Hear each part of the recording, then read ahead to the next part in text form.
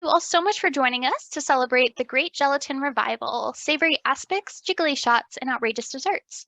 My name is Heather, and I'm the Senior Publicity Manager at the University of Illinois Press. And I'm just going to go over some brief logistical information before we get started. First of all, thank you so much to Dr. Albala for being here today. He's going to do a cooking demo for us, and we'll answer questions from the audience throughout the event. So you can enter questions by clicking the Q&A box at the bottom of your screen, or you can put them at the chat, and then I will feed the questions to him throughout the event. We have a promo code for you. You can use promo code GGR to get a 40% discount on the book on our website. I'll put the promo code and a link to the book in the chat box. We will also be recording the event and posting it on our YouTube channel afterwards. You'll receive an email from Zoom after the event that will have both the discount code and a link to our YouTube channel as well. And now I'll just briefly introduce Dr. Albala. Ken Albala is professor of history at the University of the Pacific. He has published 27 books, including academic monographs, cookbooks, reference works, translations, and popular histories, all about food. He has edited over 100 titles in several food series and co-edited the journal Food, Culture, and Society. And now, without further ado, I will turn it over to Dr. Albala. Thanks again to everyone for being here today. Thank you, Heather. What I'm going to do is I'm going to start cooking the recipes first, because I think in the next hour I can actually make some very small jellos, little shots, and then by the time we are about to finish, then they will be ready and we can taste them and see what they're like, and I'll talk after I make all these. So I'm gonna do the cooking first, which is usually backwards. But in any case, what I'm gonna make 3 if I can, if I have enough time. Let's see. I'll test it maybe 15 minutes in. And the first one was came to me in a dream, and lots of things do come to me in dreams. And none of these 3 have I made before, by the way. These are all experimental, and that's the whole nature of the book. The whole second half of the book is really is the futures, things that I hope will come to pass, and what I've been playing with my kitchen right here. So I thought for this demo, I should just do the same and, make up some new things. They may work, they may not, but I'll leave that to your judgment. So the first one is jellied eel, and you've probably heard of jellied eel. It's something you get in the East End of London, and there's actually a picture in the book on this pilgrimage that I made to find jellied eel, which was very good, but it's generally served cold, as Jello is, and it's a piece of pickled fish, and it's got this sort of gelatinous snot next to it, which is okay. I actually like it a lot, but I thought jellied eel deserves more, because eel is just about the most delicious of foods that I can think of, and why not make a really interesting Jello to go along with it, and dress it in a very interesting way. So this is not a complicated recipe at all. And of course you have to, unless you can find a live eel, you have to buy an eel. I bought one in the Japanese store. This brand, it's not cheap, but it's actually really very good. And this is a roasted eel, and I'm just gonna give it it's delicious. It's absolutely fantastic. But what flavors go with that? I thought let's try a little roe, some capelin roe on the top, just because it's so beautiful. That I thought I'm going to put it in these 4 colorful plastic things, and I thought let me make it decorative so it looks nice. So I'm putting a little tiny, I'd say a half teaspoon in the top of each of these silicone molds, which I did actually use in the book. These molds. That will give it a little brightness and color. And I think that will be, yeah, that'll be fine. And then I'm going to put on a little chunk of this eel. Everything is cold, by the way. So I'm just going to put that on top. These are Jello shots, of course, is the kind that you would serve at a party. And I'm just yanking bits of this off. Not very big, just a handful. I'm getting my hands extremely dirty, but so what? And then that's perfect. And I'm just going to leave that like that. Let me just wash my hand off, because I am now all sticky, full of roasted eel, but I think that'll be fine. I'm going to make 4 of these little ones. And the method is actually going to be very simple. So what I'm going to do is I'm going to take some sake. I've got a pan right here for that. I'm going to use Knox gelatin. It's what I use throughout the book, just because it's very reliable. It's not the clearest one, but it's affordable. And the general rule that I followed was 1 tablespoon to 1 cup of alcohol at about 20%. That's about the rule. If you use wine, which is less alcohol, you can add a little bit less gelatin to make it a little softer. If you use something like booze in it, you do want it to be you want to use more gelatin. And I put in the book this whole sort of chart of experiments to show that the physical strength of the gelatin depends on the amount of gelatin, the amount of alcohol you put in, and so forth. And I do like it on the hard side. I like gelatin to be a little firm, not gummy, but not really. I want it to have some structure and some bite. So what I'm going to do is I'm going to measure out just a little bit of this to set the gelatin. And this is the way I do it. There's many ways you can do it, really. It doesn't have to be this way. And then I'm going to measure 1 cup of the sake, which is exactly what this is. I am using my absolute favorite sake. This is Funaguchi, which is very strong. It's on the umami side, less on the sweet side, and it's what I'm actually drinking also while we do this. Am I echoing there? Is that happening? I'm not sure I have control over this. But as you can see, what's happened is I've just set the gelatin. And these are not quite 1/4 cup. I'll have a little bit extra. I'll put somewhere else. But I'm boiling the sake. Now, if you want to use something comparable, you could have used a white wine with this. There's a little less alcohol, but that's fine. You could use, so anything sort of wine, 12 to, you could use beer too. It just comes out, you know, a little weaker. But anything about wine, sake, port, sherry is absolutely wonderful, Madeira. And what happens is a little strange, because when you put alcohol in your mouth and you drink it, it passes over your tongue very quickly, and you taste it, obviously, but it doesn't actually sink in very much to your taste buds as you kind of, you know, pass it over. It goes quickly, and especially if it's cold.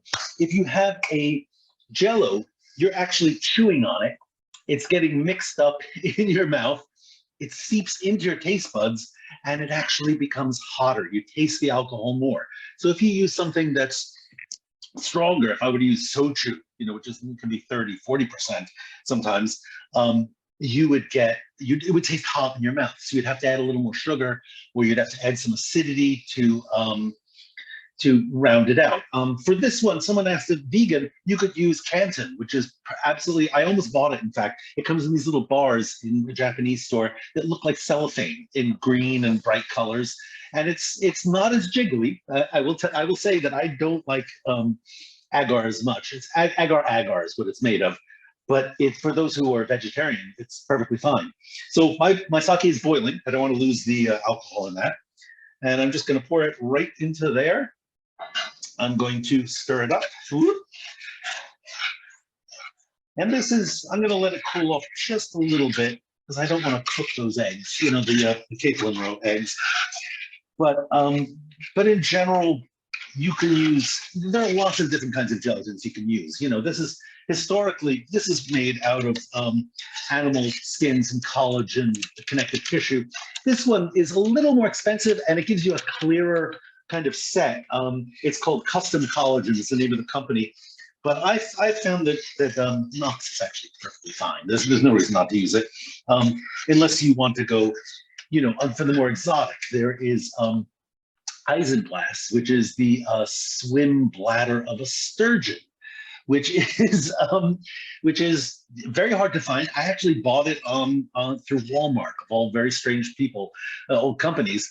They sent me to a supplier who sells this stuff, I think, to repair ancient manuscripts, which I found really funny. I don't know whether it was food grade or not, but I used it. It dissolved almost immediately in hot water. So it was instant gelatin. People often think this is the first instant gelatin, was the stuff in the packet. And the Jello company, it's not. Isinglass is almost instant, as is hartshorn, which is an ancient, it's a deer's horn that you actually grate into whatever you're making. So what I'm going to do is I'm going to spoon some of this. It's not very cool, but it's good enough. into the into each of these little cups slowly. I have found the hardest part of this is actually getting them from here to the refrigerator, but I think this should be okay. I should have put them on a tray or something, but I'll move them one by one. That's okay. And I'm going to fill these right up to the top because what I want to do is put a shiso leaf on the bottom of each one so that it will actually be like a, something you can eat with your hand. You serve at a party. And I think as long as you could put in a cocktail to this too. I think some nice acidic cocktail would go really beautifully. And in fact, I must have done this before because in fact, it is measuring perfectly to 1/4 cup, each of these little cups. But you know, that's absolute chance. Look, it's right down to the last droplet. That was it. Wow, I'm very pleased. So what I'm going to do is I'm going to take a little shiso leaf, and this will be decorative, of course, but I want it to actually set into the Jello. So I'm pressing it down in there, and it will be the serving utensil too. Once I take it out of the mold. I think to serve a Jello shot in the cup itself is kind of, I don't know, it's plastic. Who likes plastic? But I have done it recently. I was at my son's house a few days ago, and he said, Dad, can you do a Jello shot? I'm like, okay, why not? And he had the makings of a Moscow Mule. Surprisingly, I've never done that before, but it was really lovely. I put a little pickled pepper in it, and it was just delightful. So what I'm going to do is I'm going to move these to the fridge, and I think by the time we are done here, these should all be set. That was a little bit. Hey, Ken, so we had a question come in. Sure, go ahead, shoot. Wondering what you flavored the gelatin with. I did not flavor it with anything. It's flavored with sake. So the taste of sake will be the flavor of the gelatin. You could, in this particular one, I wouldn't add sugar, but because the eel has actually got some sugar in it already, oddly enough. But I think you could add a little citrus, a little ponzu or yuzu would have been really nice in this. But so unlike when you use Jello gelatin brand, stuff, there's not, those are flavored with wasabi. So this is going to have a little kick. I forgot that. So the flavoring is wasabi partly. And of course, eel is barbecued, so it's got, roasty barbecue sauce all over it. So that's plenty of flavor in there. I don't think you need like a, lime Jello or something strange like that to go in it. So let me just wash this one out and wash the other one out. And I'm going to go on to number 2. And this one is going to be a little more challenging, I think, aesthetically and gastronomically. And so the reason I did this is a couple-fold.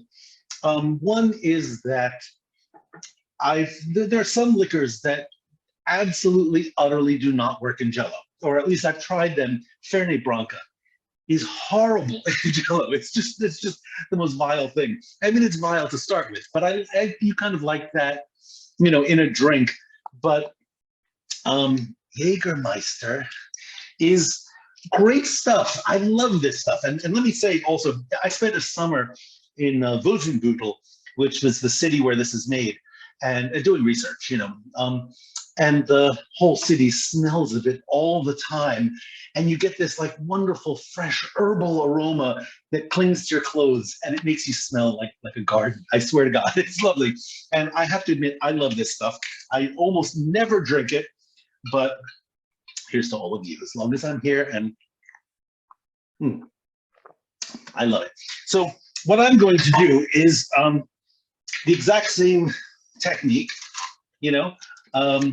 Prost. Thank you, Lisa. I'm going to start with the Gemütlichkeit. I'm going to start with the same old packet of gelatin, and I've got a cup of the Jägermeister. I didn't want to start it cold, so I put it in a cup to start with, and I'm going to bloom it just like before. I thought maybe of using a little stock, but I want the whole full Jägermeister experience on this, and I'm putting the rest in my pan to heat up. Now, the question, what goes with Jägermeister? And my first thought was, I have sauerkraut that I've made. That sounds really bad. I thought of like pickled turnips, and I thought of, I don't know, the saltiness in I mean, some Jello salads are actually very good, but I didn't want some extreme saltiness. So what I thought I would do is what goes with mint, actually gingerbread. Lisa, that is beautiful. But I want something savory. So what I'm going to do is I thought mint and savory and thyme and all these wonderful herbal things. I think I'm picking out the right flavors here. It's got a little sweetness. I think it will hold on its own. Why not lamb? Spring lamb. So I have some little cubes of lamb ribs actually that I made last night. And they're soft, but they're not mushy. Like they still hold their form. And they're delicious. So what I'm going to do, as you can see, I have these little dariole molds. I'm going to put a couple of pieces of lamb in each one. I just cut up in little cubes. And then what else makes you think of spring? My liquid is almost bubbling. I think garden peas. And the reason I'm saying this is because it's pouring rain out here. We've had storms upon storms. It's a real winter, it's usually 70 degrees by this time of year here. I'm going to put in some fresh gardeny peas. And they were actually frozen, but you know, they're still lovely. And then I think it needs a little bit more unction. You know what I mean? Like, you know, I think that the lamb might get lost in here. So I'm going to put in some, this is just what I happen to have. And this is how my stuff is boiling. So I'm going to mix that in. Woo. Okay, mix that up. So I thought, why not use some gouda? I have some, what's they call grass queso, which is fresh spring cheese that is very light gouda. It's not too strong. And I just cut it in the tiniest of cubes. And I think this will make a really interesting appetizer. The cheese might melt a little, but that's fine. I think the peas will show up through the top when it's unmolded. And I think that will be not just fun, but really delicious, if the Jägermeister doesn't become overpowering and dreadful in the Jello, which it very well may. I swear I have never done this before, so I am entirely making it up as I go. Was that a question that I just thought? I think yeah, we actually have had two. So there was one before that, so I'll go ahead and ask. And someone wants to know, is there any food or liquid that will cause gelatin to not set? Anything with bromelain in it. So pineapples, especially kiwi fruits, a handful of tropical things will prevent it because the proteins are broken down by this enzyme that's in pineapples. If you cook the pineapple, it's fine. And I actually did include a pineapple recipe. And the funniest thing is I made this and my son, my kid and I were eating this and it was melting before our eyes. And I thought something is really strange. It was a ring of pineapple set in Jello on two sticks to eat like a popsicle. And it was just like disintegrating. That's because I use fresh Jello, fresh pineapple in it. So yes, you can't use it fresh. So I'm just spooning this over now. This actually looks really, really appealing as an appetizer. I don't know what's going to happen to the color, whether you'll be able to see what's inside of it, but I think it should be fine. So okay, what was the second? Yes, the second one is, can you add animal fats to gelatin? So like, can you add lamb schmaltz to enhance the lamb flavor? Lamb schmaltz.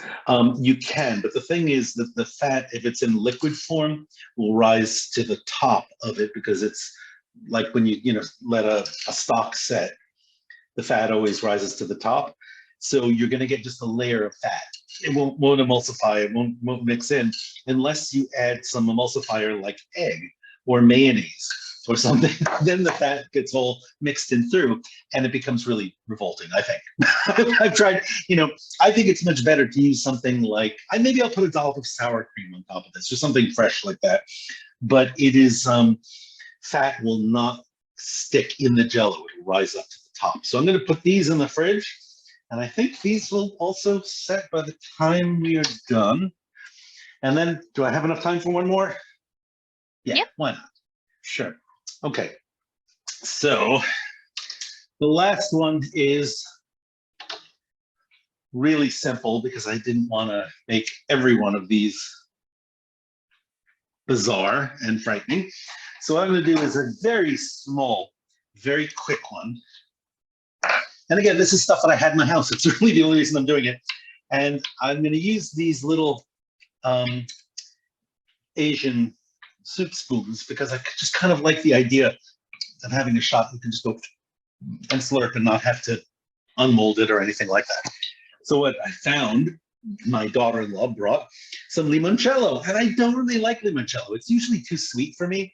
But I think that in Jello form, that's going to work because it is too sweet and it's got, the flavor will be muted in the Jello. But me, I don't know, again, it's an experiment and I hope she doesn't mind I'm using a cup of her limoncello, but oh well. Let me just wash out this Jägermeister because otherwise it's going to flavor the whole thing in a way that I don't want it to. And this one, maybe I'll use the clear one for this because I want it to be bright. So let me give this a shot with the collagen. Okay, so what I'm doing here is the exact same procedure. I'm going to add a tablespoon. I'm going to measure this carefully. Of that. I'm going to just add a little bit to let it mix, and I'm going to measure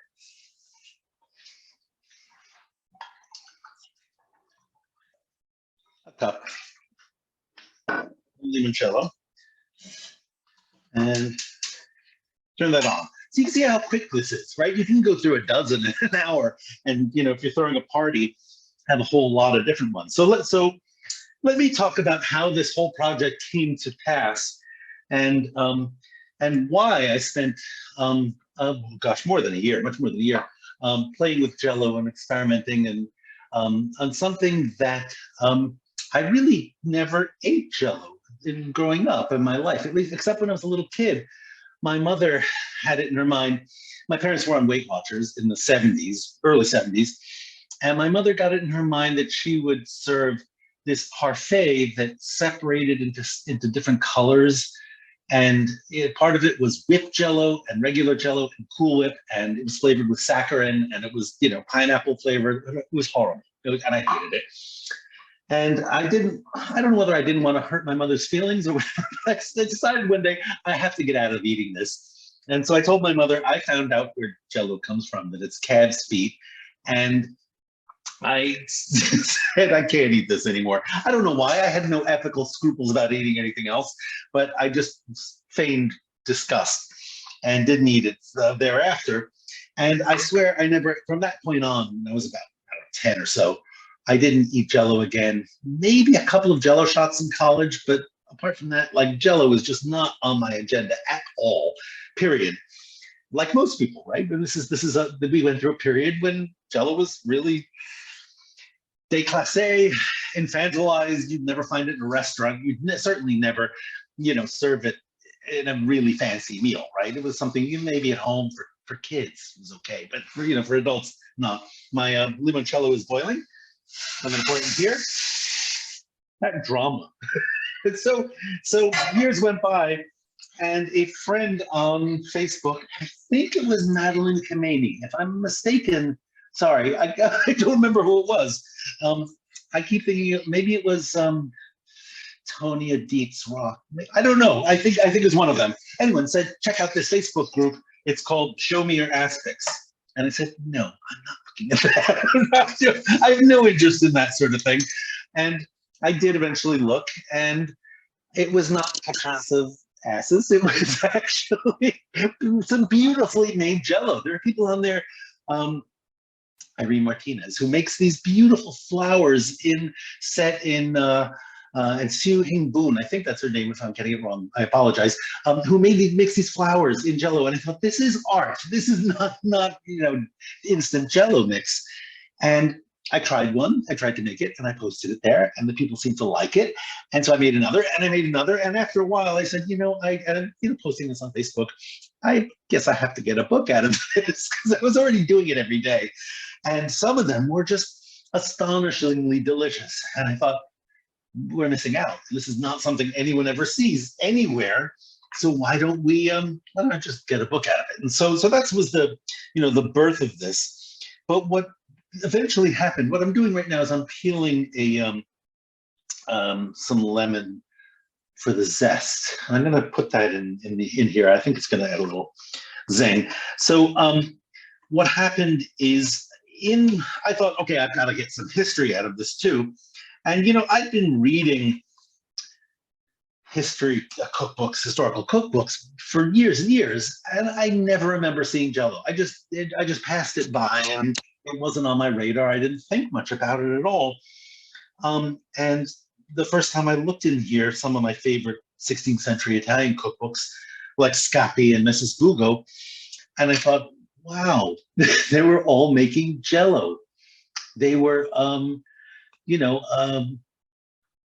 Scappi did this one where he takes an egg, he blows it out, and blows out the insides, and then fills it with layers of colored Jello. And he says, make sure you put a layer of white in between each color so they keep separate. And then you break these open and you have this multicolored. I wish I should have made that for the book, in fact. I made Mrs. Bugo, it was a little older as a recipe. But that would pass in 1950 something. And what it made me think is there's a kind of recurring pattern going on here, is that people in some periods absolutely, Max Miller, yes, let's do it, done, Scappi, that's it. That there are some people who, some periods that they absolutely love Jello, the mid 20th century America. The Victorians were crazy about it. And Mrs. E.B. Marshall is the queen of Jello. And the late Middle Ages, the Renaissance, the 14th, 15th century, there's plenty of Jello recipes. And then there are other periods where it's not there. It's not in the cookbooks much. If it's there, people talk about it disparagingly. The 18th century is a very good example, where if you have Jello, you're taking it at a jelly house, which is a house of ill repute. And I don't know what the jelly was for, the gelatin, but you see these macaronis. A macaroni is a guy who wears a big floppy wig, and they're eating this Jello and ogling the prostitute while they're doing it. It was like, wait a minute, what does this give you energy? Does this, enhance performance? I need to figure that out. But Jello was not something very fashionable. It was something you went for a quick snack, or I don't know. I'm taking raspberries and I'm putting one in each one of these little spoons. And so what it made me realize, in any case, is that there are these patterns of popularity of Jello that are accentuated by periods where Jello is really, really out of fashion, totally. I'm putting the Jello in. I'm going to put 2 little pieces of zest in each one of these, or maybe 1, just for kicks. And that there must be some reason for this. There's got to be a logic to the oscillation of popularity. And what I dawned on, and this actually comes out of a paper I did quite a long time ago with a friend.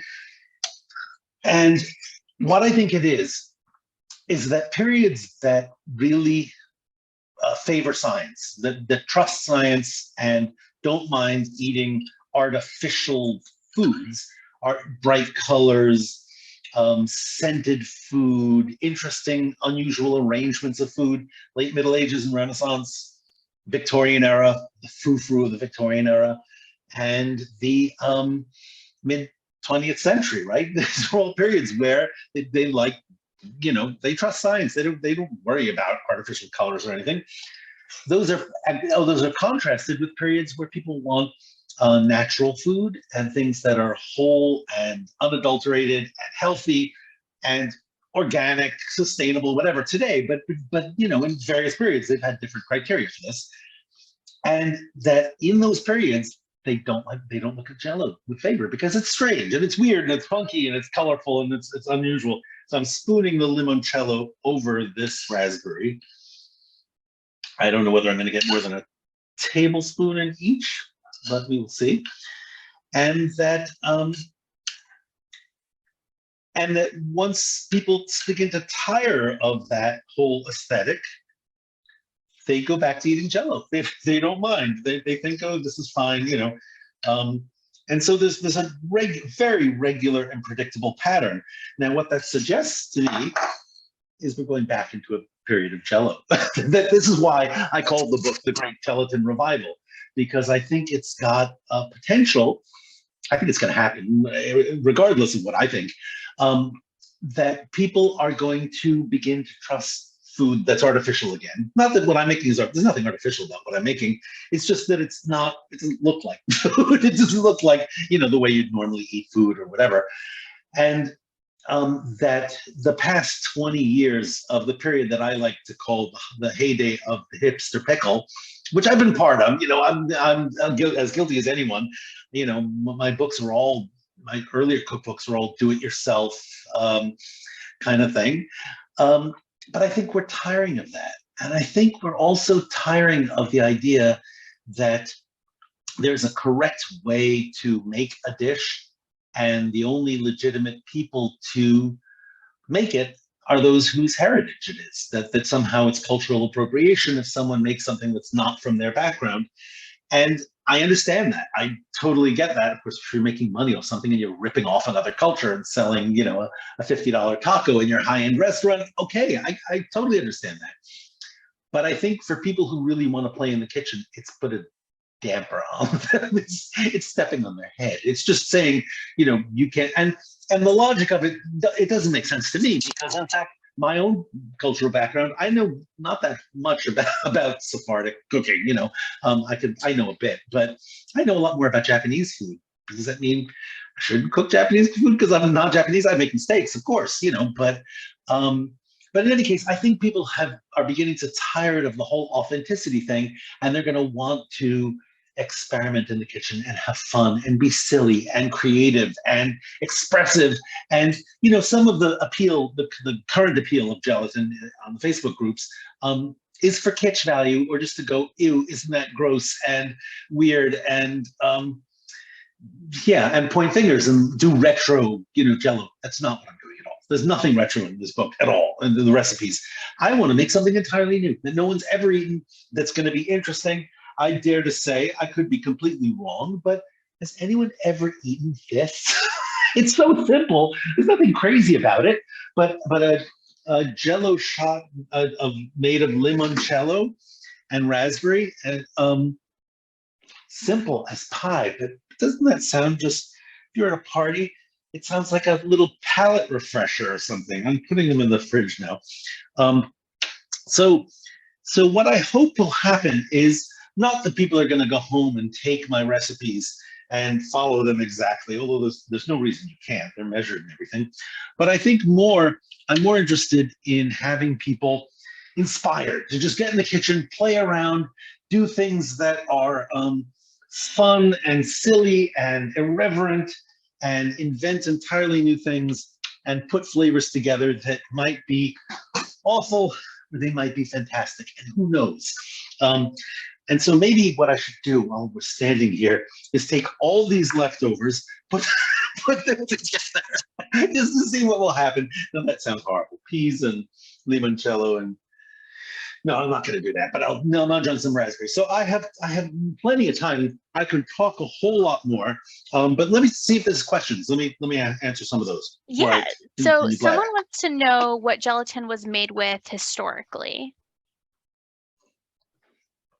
So historically, gelatin comes from, it's a hydrocolloidal suspension, which means you've got a reversible hydrocolloidal suspension, which means you've got water stuck in a protein matrix that comes from the nubbly bits in pig's feet and skin and collagen, basically. So accidentally, if you boil bones and things, you're going to get gelatin. If you let it cool down and it's cold enough, it'll set. So people have been eating Jello as long as we've been eating, as long as we've been cooking food, obviously. The word itself, gelu, comes from Latin, means gel, means ice, gelid, and so gelatin means a little ice.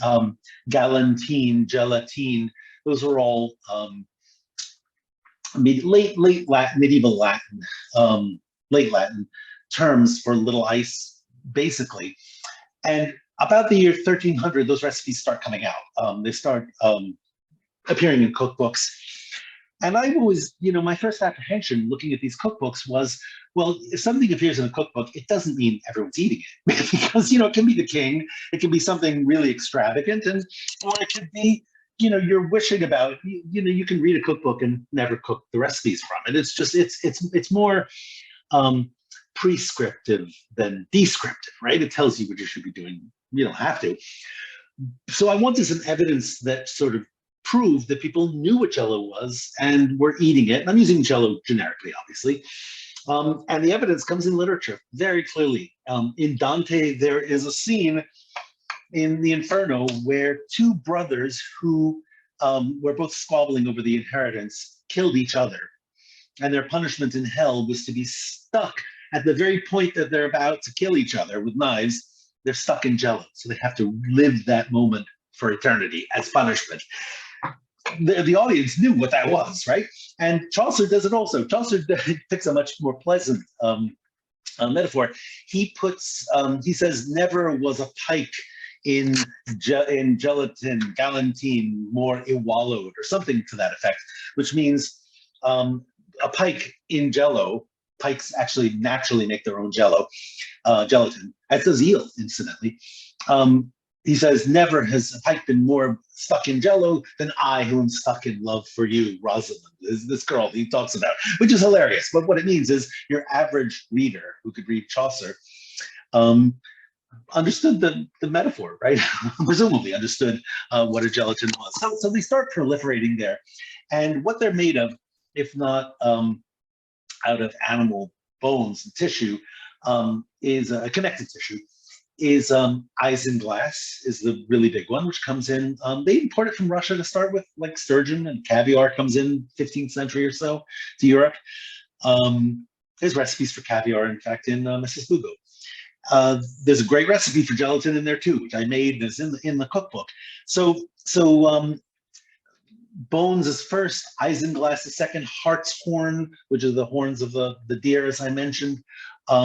Agar is entirely an Asian thing to start with, but Europe has its own form as carrageenan, which they eat in. It's like a sea moss. That's what they call it. It's not moss. It's an algae. In Ireland, they eat it and porridge out of it, and it's gooey and jello-like. So we have our own. Europe has its own equivalent of that. But the advantage of agar is that it doesn't melt once you set it. So it's and isinglass, Linda is asking me, isinglass is the swim bladder of a sturgeon. So imagine this bladder, not bladder for pee, but bladder for air, that's on its back, that it can fill up with air and float up. It's all it is. And it's translucent. It looks like a condom, sort of, and it melts immediately. You put it in hot water and then it sets. And I did a couple that are in the book. And isinglass has its sort of heyday in the 18th, 19th century when caviar becomes very, very popular. This is a byproduct of it. And I don't know what people do with it today, but you can find it in a few places.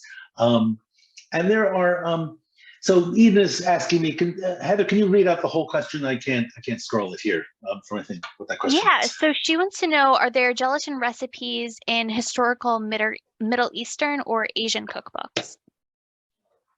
I did not find them. So I looked in the Baghdad cookbook, which is a little earlier, and unless I missed it, I think it's a European thing. but I'm surprised it's not there. Or, maybe I just didn't look closely enough. Maybe it's in some of them and not others. The place that you do find it, unrecorded at the same time, is in Eastern Europe. Everywhere they have, sudza, and they have cha, and they have, so Max Miller just made a comment. They have isinglass curtains you can pull right up in case there's a change in the weather. That's not isinglass. The isinglass is used sort of generically for a whole slew of different substances. Regular isinglass would melt if the rain got on it. That's a different substance. And there's also an isinglass that you keep eggs in to preserve them forever. So it's really a weird word because it means lots of different things. And the word hartshorn also means very different things. If you look at recipes that call for hartshorn in the 19th century, it's slaked, it's a lie. And if you've seen, there are recipes that use it in baking instead of as a kind of baking soda. They're German recipes, it's a handful, but that's baked. And it becomes ashes and lye made out of hartshorn. This is literally just a young horn that's grated into hot water and it dissolves and makes gelatin, which I find totally perplexing and cool. So is gelatin forbidden to any religion? And the answer is yes. If you're Jewish or Muslim, much of the gelatin today is made of pig skin. It's a byproduct of the pork industry. And Iowa is where almost all the gelatin in the United States comes from. In Germany, it's a place. God, I'm forgetting the name of the city, but weirdly enough, I was on a conference in Heidelberg years ago, and they took us to a gelatin factory. Before I ever thought I was writing about gelatin, and I don't know what I expected it to be, but it was beautiful. It was along the river. I think the Neckar. Am I right about that? I don't know. Gelatin factory. And they had big samples of gummy bears to taste because that's where the product goes into mostly. But they also make sheets. The sheets of Jello. They're of gelatin. They're the same thing as powder. It's just the powder is ground up, so you pour it easily. The Jello the sheets you have to dissolve and then use. But in professional kitchens, I'm not sure why they prefer the sheets. They think they're stronger and they have greater clarity, I guess. I have not found any difference between the two. So in any case, let me talk about Jello, the company itself, because the Jello company, powdered instant Jello was invented in the middle of the 19th century by Peter Cooper. Is Peter's first name? I think so. Who's famous for the Cooper Union in New York City and invented a train, and just a great inventor and entrepreneur who invented this at a place in New York City that was adjacent to the slaughter yards on 23rd Street. I used to work a block from there in publishing for a year between degrees. He invented this and got a patent, and then really had no interest in exploiting it. So other people did it.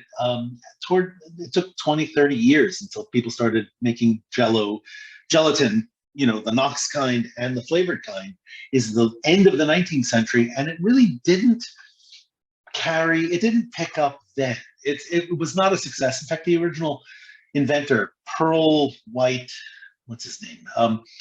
Sold the patent to a worker for a measly sum, and I think that the popularity of Jello was kind of already on the wane, and how they revived it for the middle of the century, Pearl White, right, is that they sold it as a convenience food, and they told people you don't want to be sitting on the stove for hours and hours melting calves' feet.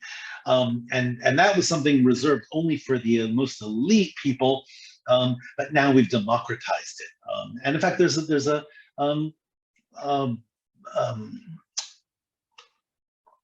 advertisement from Jello that says exactly that. It shows a king and a queen eating Jello. It's Maxfield Parrish, actually, who decided that now it was democratized and Americans could eat it, and it's not just for kings anymore. But in fact, you can make Jello. Pig's feet cost nothing. You just boil them. There's no great difficulty to this. It's a little tough clarifying it, but otherwise, gelatin was never the preserve of kings. Although Henry VIII, his favorite, was wine Jello with turned blue with tournesol, which is delicious. But I think the way that they sold this is they told everyone this is American. This is what we Americans do. Immigrants came, they handed them molds at Ellis Island and said, "This is what Americans eat. You have to eat this too." And gave away free packets and promotional deals and cookbooks and recipes. And so I think for Middle America, again, a period that middle 20th century America, a period that trusts science and trusts foods that's canned and frozen and convenient. And my mother's generation, they thought all this stuff was fabulous. They're of course gonna go for Jello, why dessert? And you cannot mess it up. You follow the directions, it's gonna be perfect. Your family will love you and you'll be happy forever. And I think it kind of killed Jello. I mean, it had its heyday, and then it went off the deep end, putting crazy ingredients in and everything. And then people got sick of it, and they, had to reinvent it by selling it to kids and getting that person whose name I won't mention to be sponsor. And he was sponsored for a long time, but then they had Jello pudding and, jigglers and pudding pops and all this other stuff that they made money off of. And the sales of Jello just went, down the tubes. And especially, the past 20 years, no one ate Jello. It's there on the shelves, and with a few exceptions, in Middle America and Utah, they have always loved Jello. Mormons love Jello, and they're proud of this, and they don't hide it. They embrace it for some reason. And Iowa, the state of Iowa, challenged them briefly and said, we're going to break their record in Jello consumption. And they did win one year. And the Utah, what do you call some Utah, not a Utah, a Utahn, I don't know. They came back and beat them and have held the record ever since. So those are exceptions. The Jello belt is an exception. But for the rest of the country, in New York, there's the Utes, yes, or the tribe, the original tribe. I think we should try and taste. Let's see if these are set. I think the first one may be. I'm going to open the fridge and take a look. So Ken, someone wants to know how long you can keep gelatin out at room temperature before it melts. It will not melt unless it gets hot. How long you can keep it before it will go bad, I don't really know that. I have never kept it that long to find out. I think this might not be set yet, but I'm going to give it a shot anyway. Nope, it's not set. Sorry. But it looks kind of interesting. Well, I'm going to eat it anyway, because I've got it here. But the idea is that I want this. It doesn't look good yet. It's just got to be harder. I can't even pick it up. So can you put Jello in the freezer to make it set quicker, or is that not recommended? Well, here's what happened. Hey, I just lost my earphone. So people have been doing this. Can you hear me? Yeah. Okay. People have been doing this recently, and I thought, okay, I'm going to try it. This is pink Jello, and what happens is that the water through synderesis collects on the outside and freezes, which is really weird. And then what you have inside, this was really a very nice Jello to start with. It's grotesque. It's absolutely awful. It was a really magnificent Jello to start with. And freezing it is not a good idea. Sorry. Jello is protein with sugar. Yeah, well, I don't know the science of it. I'm not a scientist, but I'm going to taste this, even though it really hasn't set yet.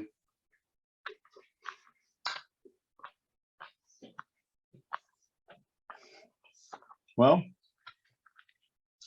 the wasabi is coming through beautifully. Jello jerky, yes. In fact, I have an example of it right here. This little heart is Jello jerky. It's called a gummy bear. It's Jello jerky. Nothing unusual about that. You can get it very hard. And actually, if you leave your gummy bears out, they become very, very hard. And then you can dump it into alcohol and do whatever you want with it. It's not. I think it's better to put the alcohol in. So this will need another 10 minutes or so if we have it the time. Yeah, we do. We've actually had a couple of questions come in the Q&A section. Sure, go ahead. So someone wants to know how you think this modern period of Jello is going to change Jello recipes. Well, people will stop using Jello brand gelatin. They will start using interesting cocktails, and if they don't want alcohol, they'll be using interesting natural juices and things that are tasty.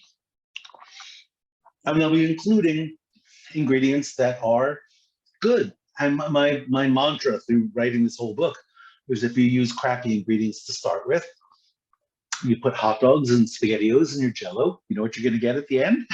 Something terrible, because it's terrible to start with. But if you use very good ingredients, I think you can come up with something fabulous. And, the flavors and the textures and I'm getting these little, well, let me explain what's happening in my mouth. The roe is crunching and popping like good caviar should. The Jello is very soft. I think when it firms up a little more, there'll be some bite to it.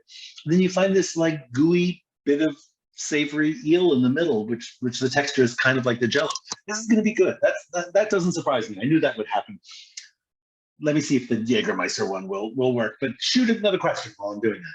Yeah. So what recipe that you made for the cookbook was the most fun to make?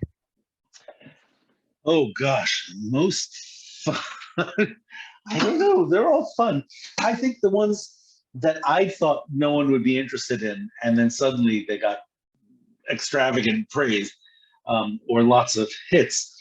I think those were the ones that were thrilling in the end. I mean, I happen to have had marinated baby octopus in the fridge, and I said, "What'll happen if I throw it into a Jello?" And it turned out beautiful because they were upside down like this, their arms all over the place, and I couldn't have predicted that was going to go the way it did, but it was lovely and tasted good too, because octopus tastes good, right? So this one also, I'm not sure it's going to set. People have asked, actually, my good friend Sheila Cry said, make sure you tell people how to unmold the Jello, and I'm not following my own advice here. But what you do is you want to just sort of break the seal if it's stuck to the sides, dip it into hot water briefly, and it should come out very quickly, okay? And if we have time, we'll do this. This one is definitely set. So this is the Jägermeister, definitely set, fine. And lamb and peas and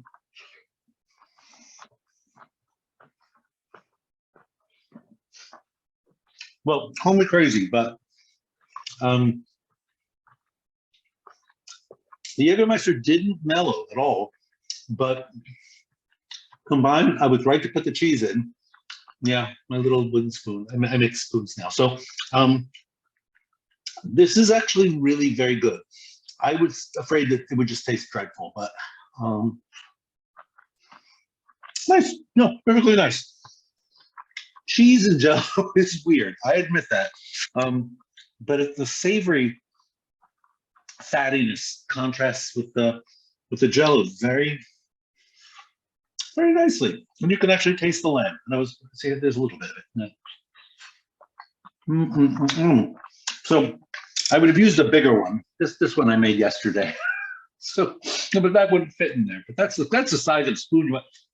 I should have said a Jello in this, shouldn't I? Oh well. Another question? Yeah, so someone wants to know how long a jelly keeps in the fridge, like in the mold itself. Well, I would leave it for an hour or two, at least. These small ones set up very quickly. And actually, let me just throw one in the other ones in the freezer. So maybe I can have them ready by the time we stop. But I think you can leave it in there for a week. It's not going anywhere. I think eventually the gelatin will go bad, but I've made gelatin and a few weeks later tried it and it was perfectly okay. As long as you cover it. It'll dry out if you don't cover it, but in the fridge covered, it's okay. So someone wants to know that if you go light on the liquid, does the gelatin set faster and will it be thicker? Yes, all of the above. Yes.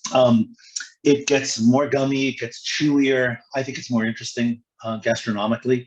But if you use, let's say, I think I must have used, the proportions weren't different for this. I'm not sure why it's set quickly or more quickly, but if you use more gelatin, it'll set and become chewy very quickly. So yeah. So somebody wants to know what cold agar is. They've seen it in recipes for raindrop cake. So cold agar as opposed to agar. I guess, yeah. I've never seen that term. I have no idea. Agar usually comes in a powdered form or in this block of cellophane, kantan in Japanese cuisine. And maybe they're asking you to hydrate it and cool it so it will mix into a recipe cold. But what they do in Japan is actually kind of interesting, is that they take this stuff in a square and they put it in a mold that cuts it into long noodle-like shapes. And then you get this gelatin noodle cold in summer, so it's just like very refreshing and light and sort of looks like a noodle, and you eat it like noodles, but it's a dessert. So maybe that's what they're referring to, but I can't imagine you'd put that in a recipe. Maybe, I don't know. Someone also wants to know if you have any suggestions for the agar substitutes. They said they've tried them, but they work moderately. I agree with you. I don't like them at all. They don't jiggle. They're solid, and when you bite into it, your tooth goes right in and cuts right through. So it tastes more like a starch to me, like if you were to make a noodle. So it can have a little bounce, but it's not going to give you jiggle like this lovely thing does. And I don't know whether I'm going to be able to slurp this, but that's very clearly set. I can imagine putting a tray of these out on a table for a party and encouraging people.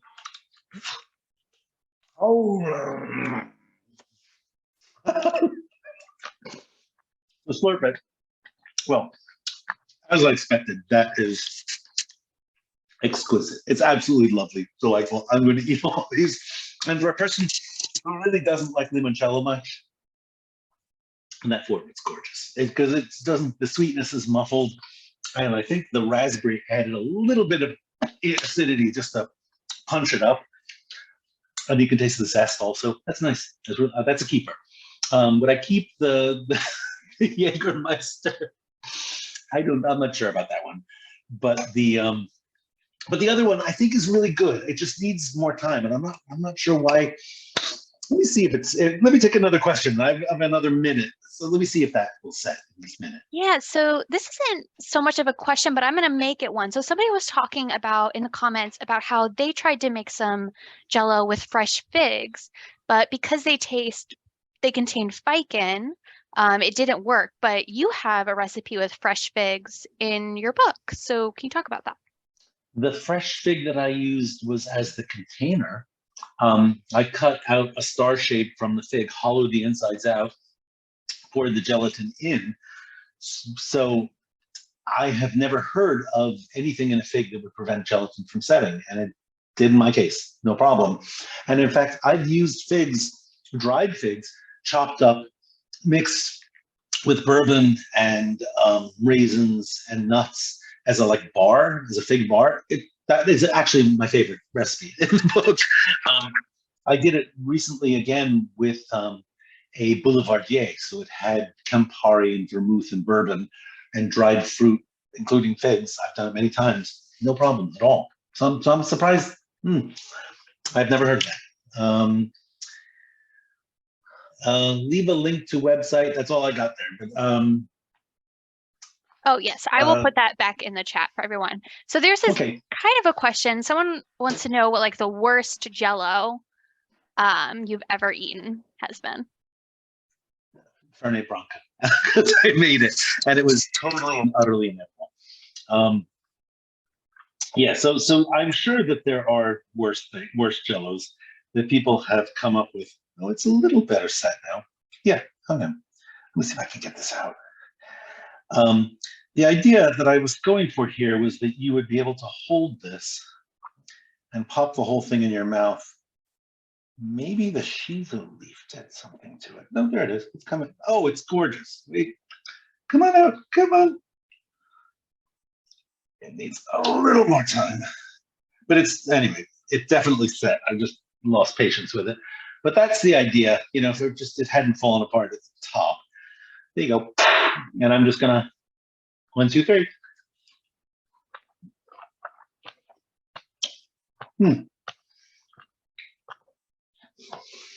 It's a little too big for your mouth.